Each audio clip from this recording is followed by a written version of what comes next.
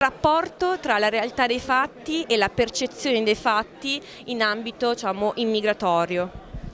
Abbiamo spesso sentito parlare di invasione in questi anni e in realtà i fatti ci dicono che nell'ultimo anno sono arrivati l'80% di migranti in meno rispetto all'anno precedente e che in generale negli ultimi anni il flusso immigratorio verso l'Italia è in calo. Sono arrivati nel 2018 un quinto, in tutta Europa un quinto dei migranti che sono arrivati nel 2015. Siamo ben lontani quindi da un fenomeno emergenziale e tuttavia la politica in un certo senso ha scelto di usare il fenomeno migratorio come terreno di scontro. Questo significa che di immigrazione parlano soprattutto i politici e parlano meno invece gli esperti, quelli che si occupano a livello professionale della questione e quindi le persone hanno l'idea, una percezione appunto del fenomeno che è abbastanza lontana da quella reale, da quella concreta.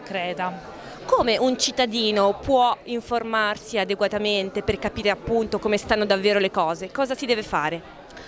Esistono molte fonti autorevoli che andrebbero seguite, l'Alto Commissariato delle Nazioni Unite per i rifugiati è uno di questi, interpellare il più possibile gli esperti, seguire alcuni giornalisti che si occupano di questi temi, ma soprattutto direi appunto interpellare gli esperti, seguire alcuni siti di informazione che danno le cifre e danno la cifra del fenomeno migratorio, che sicuramente è un fenomeno complesso che comporta moltissime sfide, ma è tutt'altro che il fenomeno di emergenza ingestibile che invece ci viene raccontato spesso dai politici.